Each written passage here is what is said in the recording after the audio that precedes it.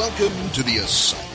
And now, your hosts, Rick Fleeger and Rick Briggs. Ooh, it is Friday night. Rick Briggs has his beer and his USB flash drive. It's going to be a good one tonight. Welcome to the Asylum Fantasy Sports Show.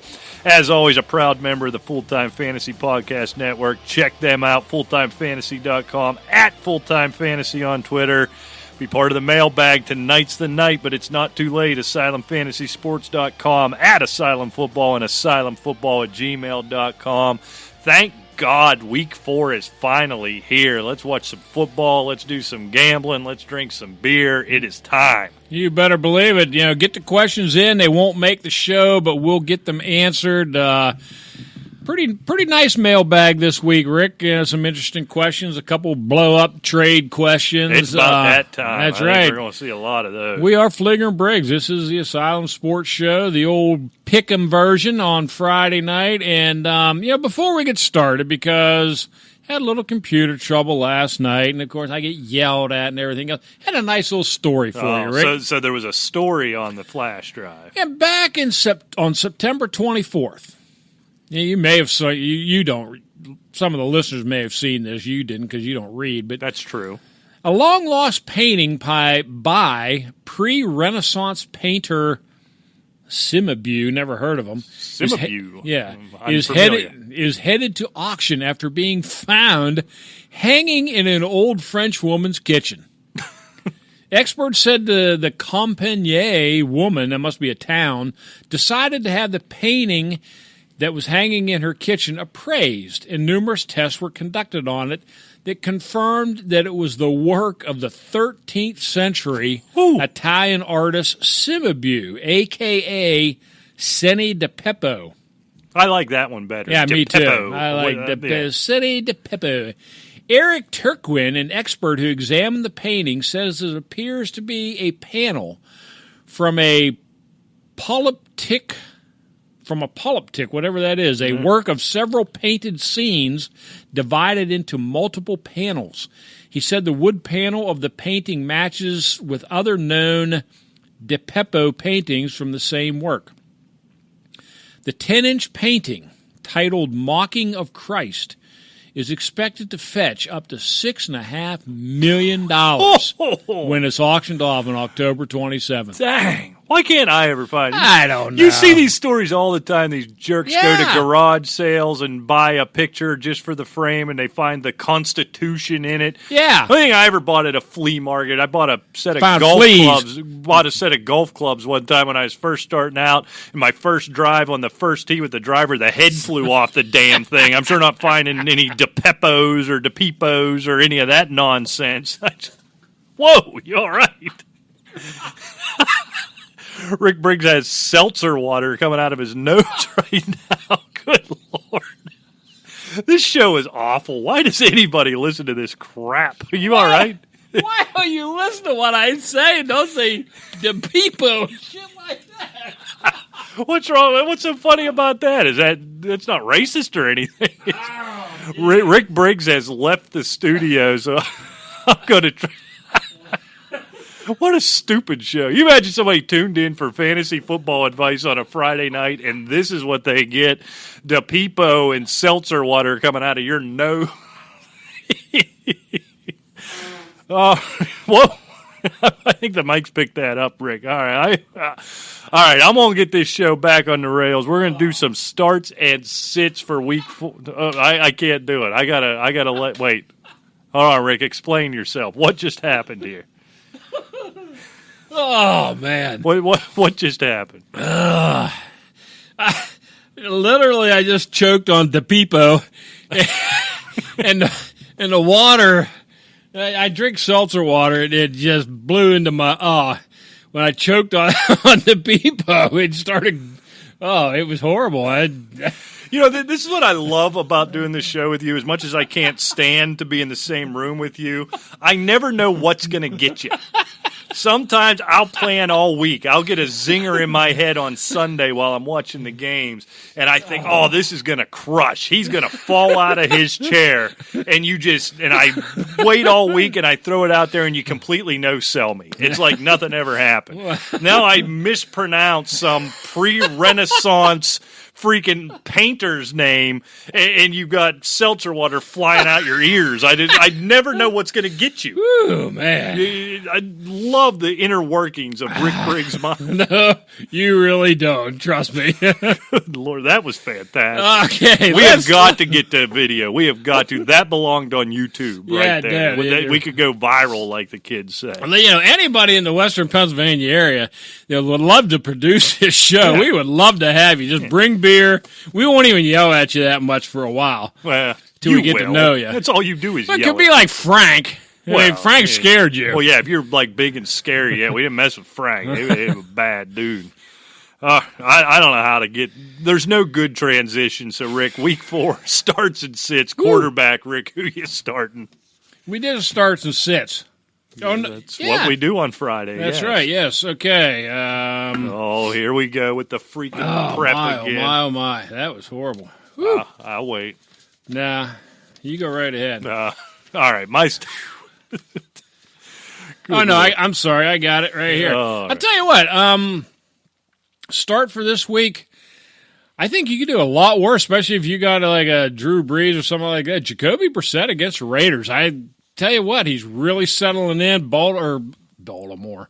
Good Lord. Indianapolis is looking good. The defense has got a few problems, but it's stout enough. But, they got the running game going. Jacoby Brissett is making some nice plays. Yeah, I'll tell you what, that really kept that team moving. And they honestly do look like the favorite in that division right now. They really – look, it's not what you would expect from Andrew Luck on offense, but there's a nice balance to it. Marlon Mack really emerging as one of the few bell cow backs in the league right now, and Brissett making all the throws. Looks like T.Y. Hilton's going to be all right. He's sitting out practice this week, but they say that's not going to affect his availability for the game. Yeah, and I like that matchup. Oakland, you can move the ball on them. I'm going to take the easy way out at the quarterback position. You know what? No, I'm not. I'm going to do it. My boy, my dog, my man, my new favorite player in the National Football League, Daniel Jones versus the Washington Redskins. The Redskins befuddle me. The defense was supposed to be the strength of this team, and they were supposed to be unable to move the ball. That has flat not been the case whatsoever. You can throw the ball. Daniel Jones feeling good. He's riding that wave. I think that wave crashes at some point. You're going to see some rookie moments, but not against this sorry, no-account defense in Washington. I think Daniel Jones does it again, and I think he's all the hype in the NFL heading into next week as well. I agree. All right, running back, Richard. I'll tell you what, this is the week, buddy. Get Austin Eckler in there. I know it's kind of a no-brainer anyway, but they're playing Miami. Melvin Gordon's in town. He's not going to be getting the bell cow numbers again probably the rest of the year as long as Gordon's healthy. I think he's in for a huge game. And playing Miami, he might put up 4 weeks' worth of numbers. Right, exactly. Week, so. I mean, I know you're starting him anyway, but it's almost like, just reiterate, get him in your lineup. All right. I don't know if I honestly believe this is going to happen or I hope it's going to happen. I have to believe, and if you listened to the show last night, and if you didn't, shame on you. If you listened to the show, I talked about all my frustrations with the ridiculous play calling in Pittsburgh. I don't know if I hope or if I believe lessons have been learned. And James Conner's looking healthy. This is a team you can run the ball on. I have to think he touches the ball a lot. He touches the ball in appropriate situations. I have to think this is the week we've seen a lot of trade questions for James Conner. I don't know if he comes up, if he made the mailbag this week, but I know we've seen a lot of start and sit James Conner. I think this is the week you finally get that 11, 12, 13, wherever you drafted. I think this is the week you finally see it. If it doesn't happen this week, if he's still back in the shotgun taking that stupid sidecar handoff, go ahead and drop him because it's never going to get any better because that isn't who James Conner is. I have to think even that I almost said a word you can't say, that dope Randy Fichtner can learned a lesson last week of what that offense is going to be, sans Le'Veon Bell, sans Antonio Brown, sans Ben Roethlisberger, that you're going to have to run this thing through Connor. I think I believe it. I know I hope it, so I'm going to go with James Conner at the running back position. Yeah, it's almost now or never. There's no question about that. Okay, wide receiver, I am going to start in the vein of Minshew mania. Ooh, you're in. D-Day Chark, man, get him in there. I'm really liking the chemistry they have. And, Jacksonville's at Denver. It's not an easy place to play.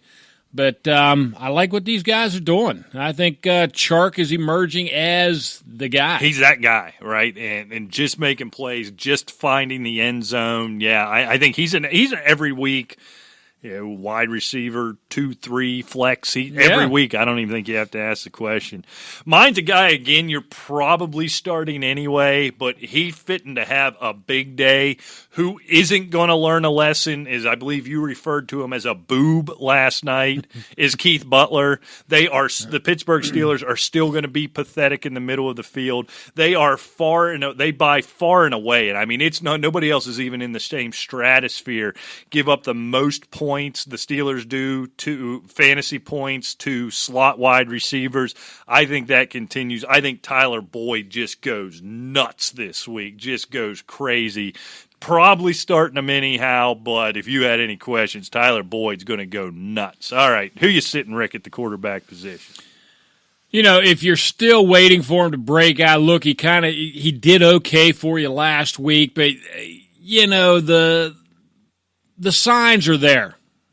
And you're playing at Los Angeles Rams.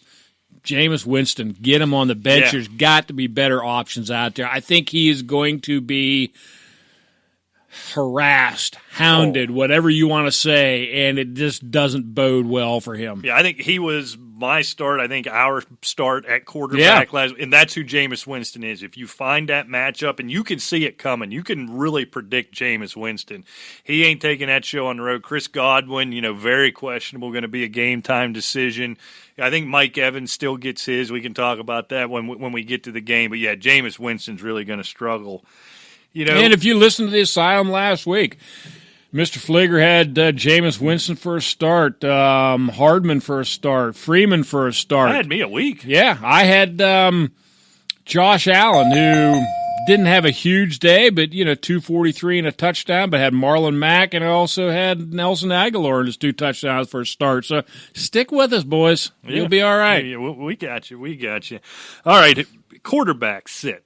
All right, this is kind of flies in opposition to one of your starts, but I think the two things can be together. I got a funny feeling Minshew Mania may take a little step back this week. Look, Denver hadn't hit a quarterback yet. Certainly do not have a sack. They're hearing those rumblings. Denver's still a tough place to play. And as cool as this Gardner Minshew mania is, love it. I love it. He's starting to smell himself a little too much. Where I like these manias with these kind of guys is when we're all losing our minds and you're just naturally that wacky and cool and I think he is. You look at him back in college and the whole way through. I think he is. I'm He's buying. Starting to smell himself a little bit. I think he's going to be fine. But Gardner Minshew's on your bench. You have a legitimate top 12 quarterback on your roster. Unless you had Ben Roethlisberger, Drew Brees, et cetera, et cetera. Okay, here's a Pump question the for brakes. you. All right. And I'm not arguing with you. It's a tough place to play in Denver. Say you're sitting there. Say you're one of these unfortunate saps that happen to have Jameis Winston was your guy, and maybe you had Drew Brees and Jameis Winston. Now you have Jameis Winston. Yeah, you picked up Gardner Minshew. Minshew over Winston. Okay, yeah, I just didn't want to say yes, Rick. I have the same sit as you do. Right. Yeah, but it's tough. I know. I hear you. Denver's not an easy place to play. I know they're 0-3, but they're going to win their share of games, and that's just the way it's going to be in the NFL. But I'll tell you this, I would start Kyle Allen this week over Gardner Minshew.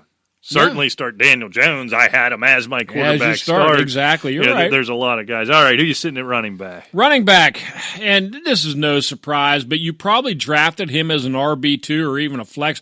Kenyon Drake, you cannot afford to start any Miami Dolphin. They have scored 17 points. That's just pathetic. And Drake's been bad. You would think they have scored, 16 points, and they've given up 133 points.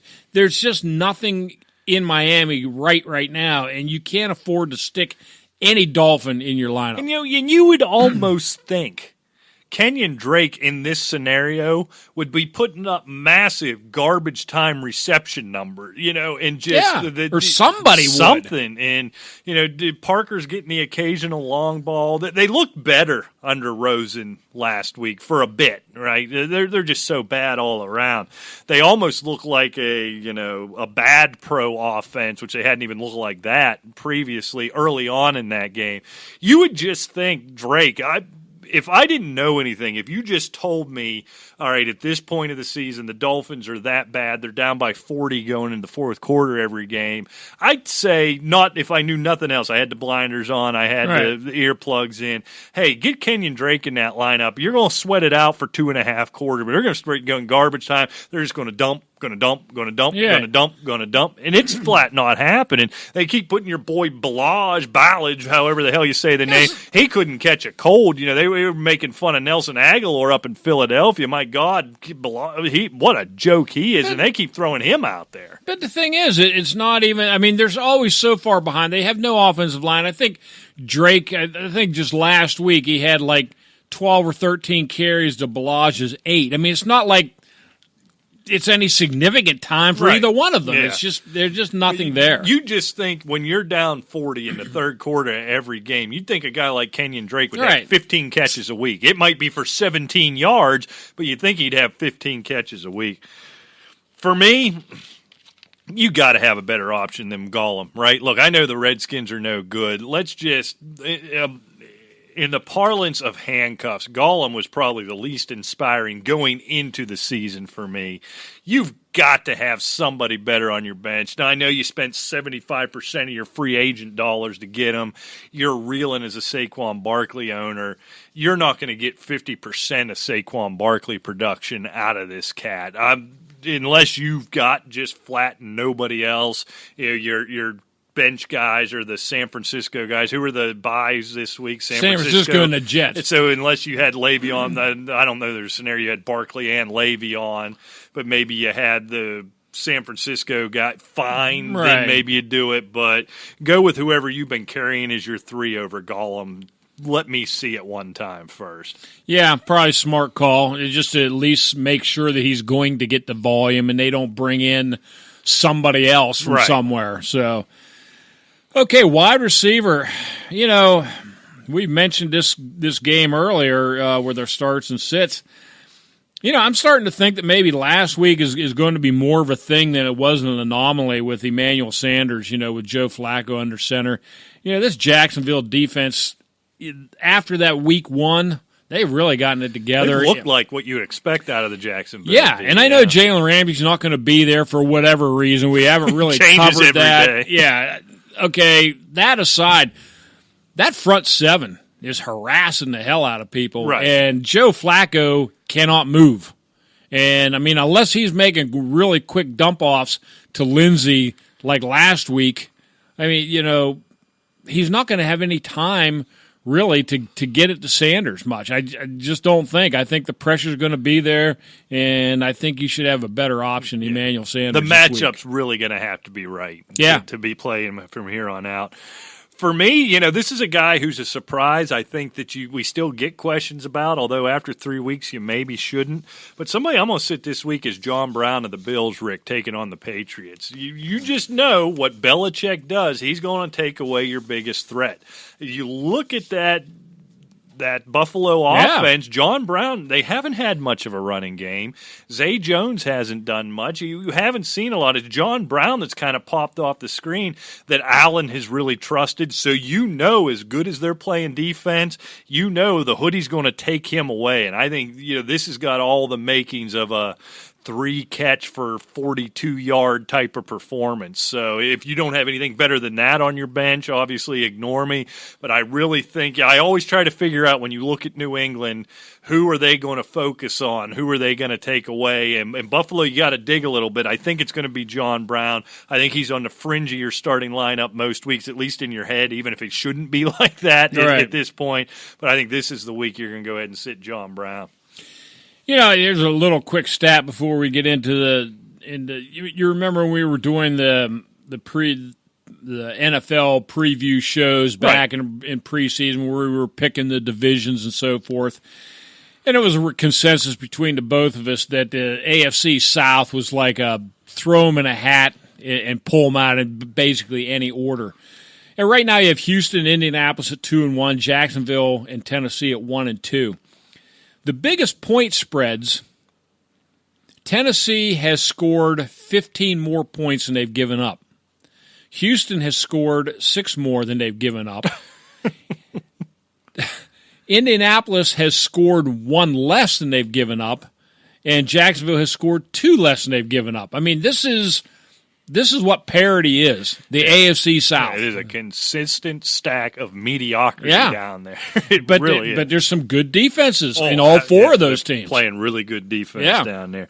All right, let's start with one of those teams, Rick. The Titans catching 4 points heading into Atlanta. All right.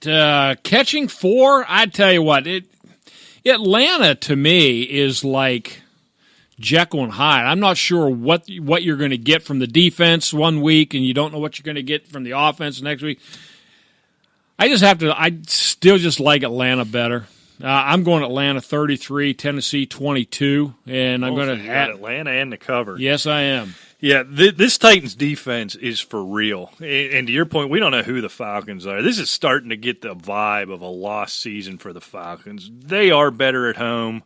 Marcus Mariota's terrible, so I don't have the guts to pick Tennessee to win this game. But that 4 is pretty tempting for me, the way they play defense and the struggles Atlanta has had, even with all that firepower on offense. So I'm going to take the Falcons, the cowardly, to win this game, but I'm only going to do it by a field goal. So I'll have the Titans covering here. I'll take Falcons winning this thing 23-20. All right, Rick, the Patriots only laying 7 heading into 3-0 Buffalo. It'd feel weird in an NFL game to say only laying 7 on the road against an undefeated team, but it feels light to me. I made this prediction without looking at the line, and now I'm looking at it. I have New England 23, Buffalo 16. Oh, you're predicting a push. So to stay away from the lame push, I'm going to go New England 24, Buffalo 16. I'll have them taken by 8. I'll take New England to win and cover. Things are excited. There's no better fan base, I've decided, in the NFL than that Bills Mafia. They are so fun to watch. They are so passionate.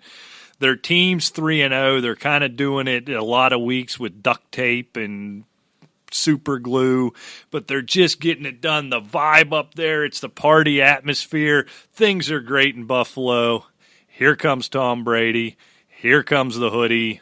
Here comes the beatdown. I've got the Patriots 31-13. I think they establish their dominance once again of the AFC East. All right. Rick, the Chiefs on the road laying 6.5 in Denver coming off a big road. Or I'm sorry, in Detroit coming off a big road win. Yeah, and I have Kansas City.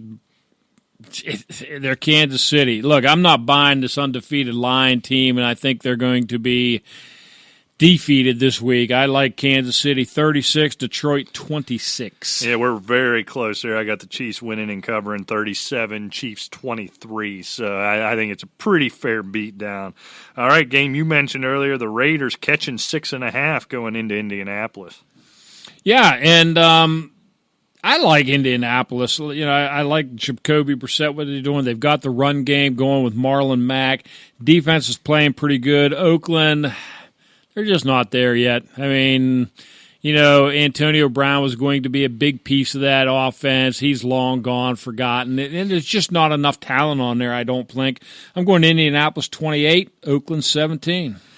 6.5 just feels – the Colts clearly win this game at home. 6.5 feels like a lot. For as well as he has played, feels like a lot for Jacoby Brissett to be laying. So I'm going to take the Colts to win this game, but I think the Raiders do cover. I'm going to take the Colts here 24-18.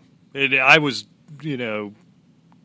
teetering on that one, so 18 sounds like a fun number. Lots of field goals there inside the dome.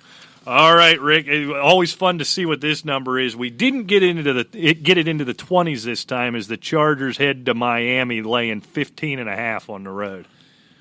And the Chargers have been, shall I say, disappointing. I mean, I thought this was a team that would be challenging the AFC. Quite frankly, they win the Super Bowl. Yeah, exactly. Turns out I was wrong, but I don't think they're out of it by any stretch, and I think a trip to Miami is always a way to right the ship. And I think Phil Rivers takes advantage of it, 37-13, so I take him to win and cover. That offense looked much better under Rosen, but just that team is so pathetic. One of these weeks, several of these weeks, they're going to start covering these absurd lines, especially at home. I'm willing to take the loss on it when they finally do. I'm going to keep riding that wave. I got the Chargers 33, Dolphins 13. I think they actually find the end zone this week. All right, Redskins going on the road to the Giants, getting 2.5, taking on Daniel Jones. And Danny Dimes Mania is going wild in New York, and that's exactly why I am taking the Redskins in an upset, 27-24. Yeah, that's a big one. I'm completely on the other side of that one. Danny Dimes, I think maybe this is more hope than think. I think he gets in all reality, I think Giants win by 10, but I'm going Washington. I love it, but I think the Giants here, they win cover. That line's interesting, 2.5. Right. Almost tells you, it's a pick'em game if the book isn't leaning towards the Redskins winning outright in a close one, looking at that 2.5 number on the road. Well, the main thing is you can run on New York. Right. And the chip on Peterson's shoulder is just getting bigger. He's due for a big game somewhere along the line. New York very well could be that team. Yeah, I just don't think the Redskins' defense can slow them down. Good point. So, but I'm going to take the Giants here by 10, 27-17. Okay. All right. This number, boy, this would have been a lot different 3 weeks ago. The Browns head to Baltimore, getting 6.5. How the mighty have fallen. I guess they were never mighty, but they were pumped up to be mighty. Yeah, they were billed as mighty, and I think this is going to be a good game. I like Baltimore after watching Mark Ingram. They just seem – they've got the swag. Cleveland tried to have swag, but you have to have swag, you have to have been there. They can't seem to win a game to even pick up any swag. They're still disorganized. They look like a young team. And young, I don't mean physical age. They just haven't been together that long. Baltimore has. It's Jim Harbaugh or John Harbaugh and so forth. 27-20, taking Baltimore. All right, so you even got them covering that line. I've struggled with this one. Everything you said is correct. However, I like the Browns, Rick. This is the Browns-Ravens. This is the Browns versus the Browns, right? I know nobody in Cleveland was around. Half of them probably weren't alive when that team moved out of there at this point. I just got a vibe deep down in my ever-protruding gut. I just got a feeling Baker Mayfield outrunning his yap being called out all week. He's always kind of, the more he gets called out, the more he steps up. Rick, upset special. I think the Browns outright win this game in Baltimore, 24-23. All right. Panthers, Rick, getting 4 heading down to Houston. Yeah, this is the one I struggled with, quite frankly. Two good defenses at getting after the quarterback. I got to go Houston, but I'll tell you what, I'm going Houston 26, Carolina 24. So I got Houston to win, but I got Carolina covering. Yeah, I mean, this is all about Kyle Allen, right? Yeah. He looked great last week. He looked really good. He looked really good in Arizona. Now he's going to J.J. Watt's house. That's a whole different ball game there. I think he crashes back to earth with a thud, with an absolute thud. I like the Texans here. I like them covering 31-24. All right, Rick. The Bucs getting 9.5 heading to L.A. take on the Rams. And I think that is A lot. It felt like a lot initially, and then I started thinking about it. I started thinking about it, but I'm still holding to what I had originally predicted. I predicted L.A. would win this game easily, but I can see a junk time touchdown bringing it to 34-25. You know, kind of like what you said. It doesn't sound far-fetched. So that covers the 9.5. So I am going the Rams to win, Tampa Bay to cover. You know, you basically took my whole preview of this game. Here's what I can see this game being. I can see this thing being about 31-7, 31-10. Rams can't really run the ball, it still feels like. Jameis Winston just chucking up prayers to Mike Evans, and it just feels like a little mini junk time comeback. So it's the same thing. And the Rams win this thing easily, but at the end, I've got it 31-23. So I do have the Bucs, with the line winning that thing. I thought you were going to be yelling at me on that one. All right, the Seahawks head on the road, Rick, to Arizona, laying 5. And this one on the surface, it's like, Seattle's going to stomp them. But I tell you what, they're going to Arizona. It is a division game. And Kyler Murray's getting a little more comfortable as they go. I still think Seattle wins and covers, 34-23. Yeah, you went too far. You had it right at the beginning. So I'm just going to quote Rick Briggs. Seattle's going to stomp them. Seattle 34. Cardinals 21. I don't know how they get to 21, frankly. All right, Rick, the Vikings getting 2 on the road at Chicago. And that tells me that Minnesota's favorite. Yeah. In my mind. Just a tad. Yeah. And it goes back to what we were talking about on Thursday's show. You can love him, you can hate him, but I still think Kirk Cousins is a better quarterback than Mitch Trubisky. Both of them's got defenses. And Minnesota has a better run game.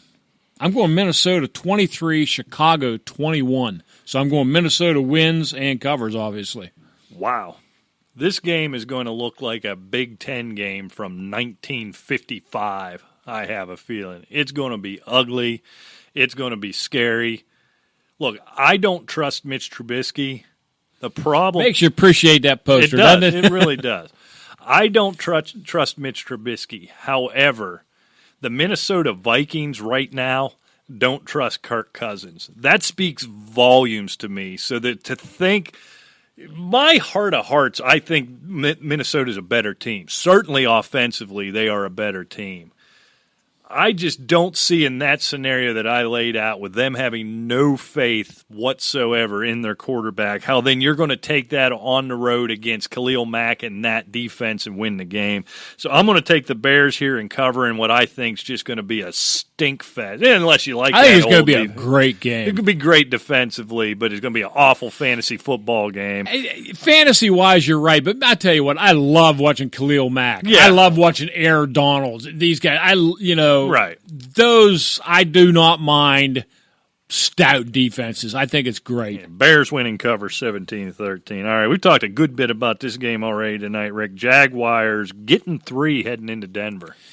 And I'm on Minshew mania. I think Jacksonville gets right back in this division race. I think it's going to be a slobber knocker. I'm going Jacksonville 21, Denver 20 in Denver, an upset. I think that defense, even without Ramsey, gets all over Flacco. I do not trust a Joe Flacco air show. I don't know if you can run on Jacksonville. I'm Jacksonville in a squeaker, 21-20. Yeah, our scores are pretty close. I see it the other way. I just have to think, and this will be the week I finally change my mind if it doesn't happen. I just got a feeling this Denver pass rush finally shows up this week. Yeah, I was hoping the line would move. We get a half point one way or the other. That 3 was kind of where I think that game was going to be. So to avoid the push and not be lame, I'm going to take the Broncos to win and cover 20-16. I really think the Broncos win this game by 3, but I'll lay the points and take the Broncos there. All right, Sunday Night Football, Rick. The Cowboys laying 2.5 on the road at the Saints. How different that line would have been 2 weeks ago. Boy, you're not kidding. I tell you what, Dallas, I'm starting to warm up to Dallas, and it's hard not to just love the Saints, even without Drew Brees after that performance last week. But a lot of it was defensively provided. I'm not sure it's going to happen against Dallas. I like Dallas 28-27, so I'm going Dallas to win, but I'm taking New Orleans to cover. Yeah, I'll tell you what, I didn't necessarily believe it to this level in the preseason. Dallas Cowboys are the real deal. And there was some, as impressed as I was with what the Saints did heading into Seattle without Drew Brees, was impressive. But a lot of it, Rick, especially earlier on, didn't it just feel fluky? You're not going to get all those defensive touchdowns again. If they're going to be this successful, play that kind of defense, and Teddy Bridgewater manages the game that well, you're going to have to show me one more time. So I got the Cowboys here somewhat easily, 31-17. All right. And Monday Night Football, a dream matchup for ESPN and all the suits over there at that network as the 0-3 Bengals get 4 points heading to Heinz Field going against the, 0-3 and Ben Roethlisberger-less Pittsburgh Steelers. And it's a very important game for, like we mentioned on Thursday night. It's an important game. Baltimore stumbles, and one of these teams is only a game out of first, but I think Pittsburgh's a better team. I don't care how bad we think the coaching and coordinators are. I think talent-wise they're better than Cincinnati. I'm going Pittsburgh 27, Cincinnati 23. Yeah, I think the Steelers win this game. What was the line? 4. Okay. So I'm that's a push.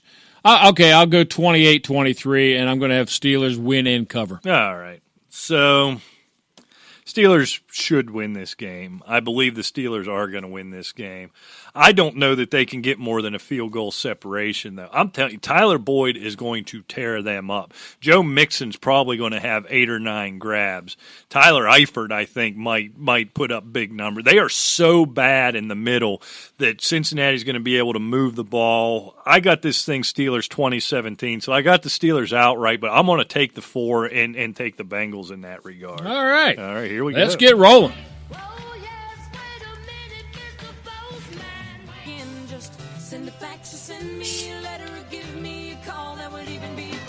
You've got mail.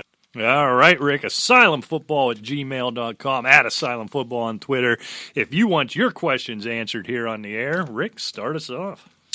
And we have our first question. It's from Paul. And Paul says, I have Barkley down. Yeah, that's a familiar theme. Yeah, we're probably going to hear that a lot tonight. Huh? Who would you start in PPR? Bernard, Drake, or Jordan Howard? Bernard, Drake. To me, it's a no-brainer. You got to start Jordan Howard. Unfortunately, Well, that game already happened. I know. So if he didn't, if you didn't, I've let's say answered it. But I thought it was a good question. Yeah. I've already sent the answer to poor Paul, Yeah. and I hope that Bernard or somebody doesn't go off. So if we take Howard out of it, if he didn't, well, he did. So, but between Drake and Bernard, I'd probably take Drake. Bernard's just not getting on the field. You think doesn't he even would play. You think this would be a good matchup for him? But just based on opportunities, it's Drake. But yeah, I mean, this is like I said, I had to answer it early, but this is the vein that people have gotten into. Yeah. If you lose Barkley, because then you waited a long time to get that second and third round. Well, yeah, you probably had a couple of top wide receivers, and then maybe, I don't know, maybe you had a Tevin Coleman or somebody like that, and you're down to scrap heap right now. So if you weren't willing to pay that ridiculous price for Gollum, these are the the choices you end up with. Well, Scooter writes, Scooter. He had Breeze. Now he has a problem. Yeah. Minshew or Cousins? Oh, man, both guys I have crushed tonight. Oh, all right. Scooter. You just can't avoid being nasty to people. Scooter, really? How do you know they didn't name him Scooter? Oh, you think his Christian name is Scooter? Could be. Maybe his last name's Pie. Well, then I'd be all right with that. But I don't think that's true. So what it has to be is a grown man calling himself Scooter. That's a problem. We don't even know his age. Hey, maybe he's 10. Maybe this little tyke is his first year in fantasy football, looking for some quality help from these two really nice guys, and we get Jarhead over here. Because everybody under the age of 16 now is named Tyler and Taylor, and it's all spelled wrong, and fancy, so there's nobody named Scooter. So this is some 50-year-old man whose name's Bill, and they called him Scooter back in the 1960s when he was in college. And we're going to get to that, too. Beer bong and natural light through it. Well, I'll stop there with what I was going to say. And here he is 40 years later, still calling himself Scooter. Your name is Bill. Zip it. Start Gardner Minshew. Go ahead, Rick. Okay, now we have one from Ken, and you kind of brought this point up earlier. Connor is killing me. Yeah, me too. In a PPR league, would you bench him for Gallman? No, not this week. Would you bench him for Peyton Barber? No. No. No, I think this Connor is the week against he breaks Cincinnati, out. Barber against the Rams, not a chance. I need to see that, and maybe it never does. I need to see that Tampa Bay thing shake out a little more. Oh, definitely. They both looked decent last week, which didn't help matters. Well, yeah, but it was Jones last week. It was Barber the week before. It was Jones before that. You just don't know what's going on. Yeah, I think this is a week. We could talk about Connor and Barber if that same crap play calling happens this week against Cincinnati, but I'm willing to believe they've learned that lesson. Rashad writes, pick 2 wide receivers. Maybe it's Rashad Jennings. That's probably who it is, yeah. I don't know any other Rashads. Ahmad Rashad, but that's his last name. So maybe he goes by his last. That'd be pretty cool. Anyway. Is he still married to that Cosby Show Probably. woman? I would imagine. That show's on. There's some weird, deep in the network channel on DirecTV showing Cosby Show. I know we're not supposed to think he's funny anymore. That show was freaking hilarious. I've been watching it a lot. Oh, I still think that old thing from the 80s, Bill Cosby himself, when he's sitting on the stage. And I don't think I've ever seen that. I need to go back and find that. It's probably all over the YouTube. You have to. Yes, that is extremely funny. And yes, all you woke people, his works can still be funny even with the terrible things he did. So back to the theme from last night, shut up. There we go. Okay, Rashad writes, pick 2 wide receivers in PPR. All right. Tyrell Williams, Stephon Diggs, Mohamed Sanu, John Ross. Sanu and Ross. So I think we can throw Sanu out of there real quick. Ross is intriguing. That Steelers defense has been so bad. But, I said Tyler Boyd's going to be great. Mixon's going to be great. Eifert's going to be in it. They're not quite going to be enough to go around. Diggs is still going to struggle because I just think Cousins is going to struggle so much. But Diggs is your number one there. I do like Tyrell Williams. I think Oakland will be able to put up some points in Indianapolis. I'm going to go in pretty much in the order you have there. Well, Williams, Diggs, Ross third, Sanu fourth. I don't feel great about it, but I'm going to throw in this caveat. If you happen to be, if Rashad's maybe 0-3 or 1-2 and you're chasing points, I'd go all in with Ross. I mean, because you know what I'm saying? Highest ceiling probably on that list. Right. I'll give you that. Yeah, that would be my only caveat. If you're okay, do what Rick said. I think that's the safe way. Yeah, Ross would be the home run play if maybe after Thursday night you find yourself down 30 or something already. Yeah, I agree with that. Okay, blow it up, baby. All right. Scott writes he has a trade offer in a half PPR league. All right. I get he is receiving Fournette and Allen Robinson. Okay. I give Godwin and Hilton. I lost Barkley and only have Ronald Jones, Kenyon Drake, and Chris Carson. Wide receivers, I have Godwin, Hilton, Richardson, Emmanuel Sanders, Shepard, and Will Fuller. Okay, so you're giving up. I can't give up both of those guys. I can't give up Godwin and Hilton. Fournette's bad this year. He's bad. Yeah, I understand your plight, but giving up Godwin and Hilton's potential numbers. Now, to bring in Robinson, I may go Godwin and a Paul Richardson or something like that. You could counter offer, but I would never give up Godwin. Frankly, what I would do, Hilton. I would counter one of those receivers. Probably Hilton, but you could talk me into Godwin. All right. I would package one of the probably the first thing I would do is go one of those guys for Fournette straight up. Anyhow, I'm okay with giving up one of those. You can't give up both of them, even for those two players. I agree. You just can't because of the the ceiling for Godwin and Hilton, to me, is way higher than Fournette and Robinson added together. Fournette's just been bad. If it wasn't for that 60, 70-yard run at the end, he'd have had negative points. And Allen Robinson's 6'5", and Trubisky still can't see him. So. Can't find. He could put up massive numbers, but Trubisky's just awful. Okay, Emma writes.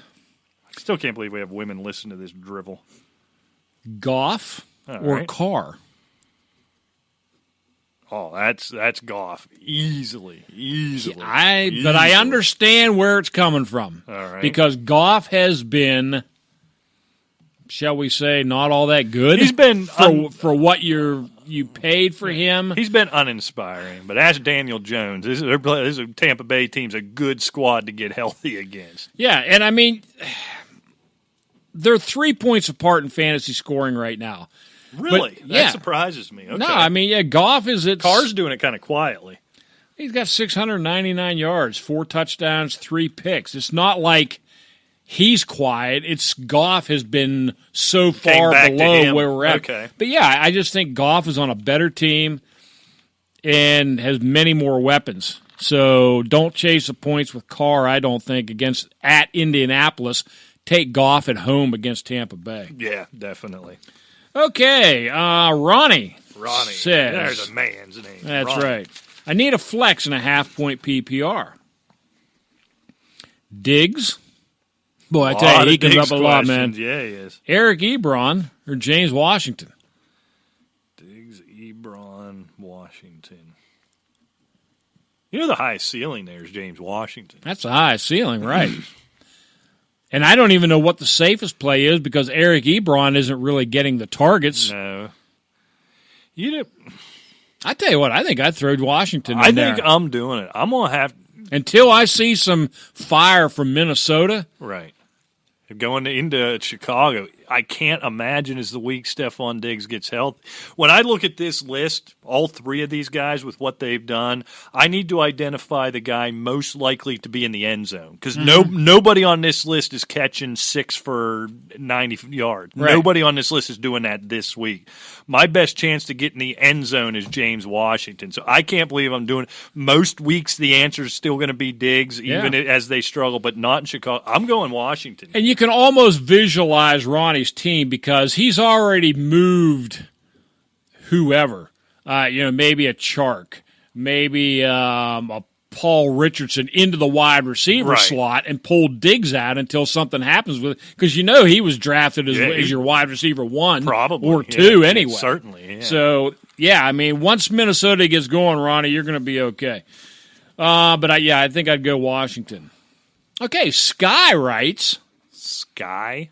Sky. Like S-K-Y, or is it A-I? Yeah. Nope, it's Y, S-K-Y, just like the sky. Is that like a woman, I hope? There's not some guy calling himself Sky, is there? I don't know. I didn't ask. Let us know. Remember the old AOL when you go into the chat rooms? Yeah. Your ASL, so 18.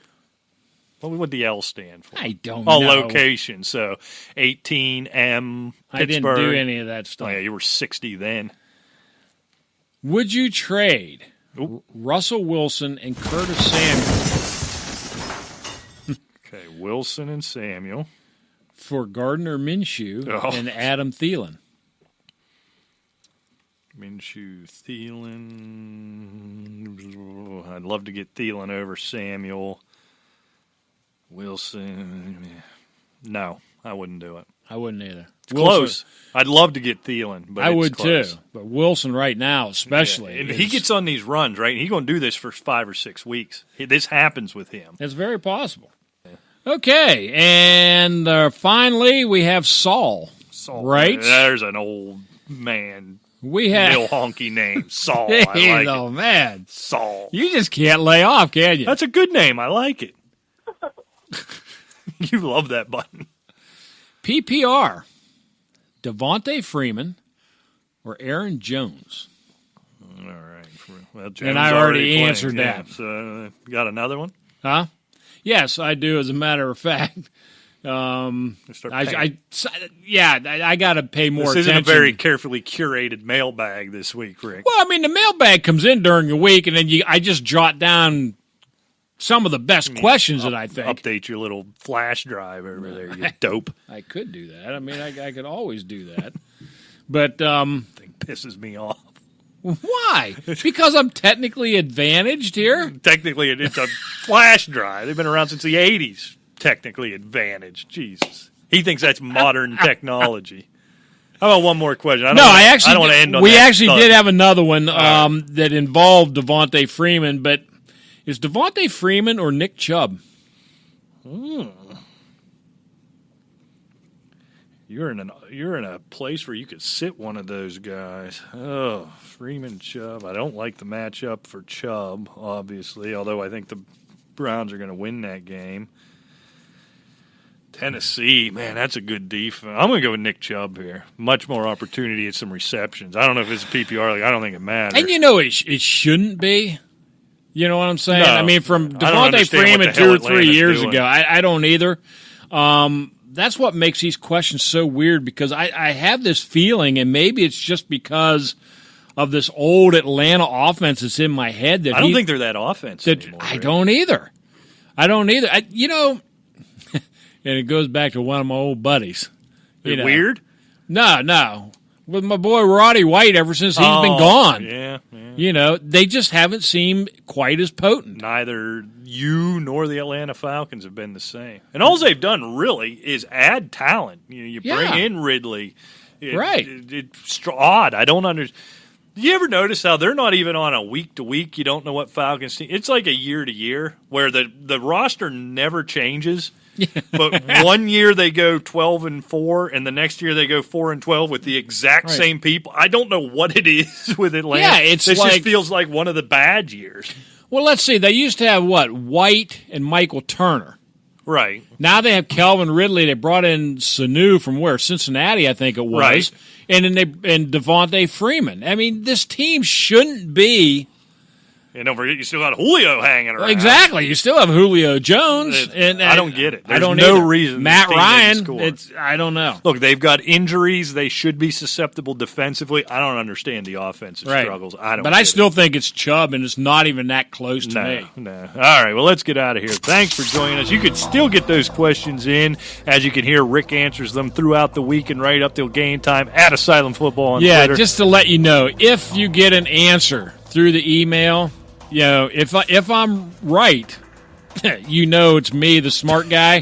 If I'm wrong, it's still me because Rick doesn't do any of this stuff. No. Asylumfootball@gmail.com. I do tweet on the toilet, but that's about it. Until next time, enjoy that image, and we'll see you. Take care.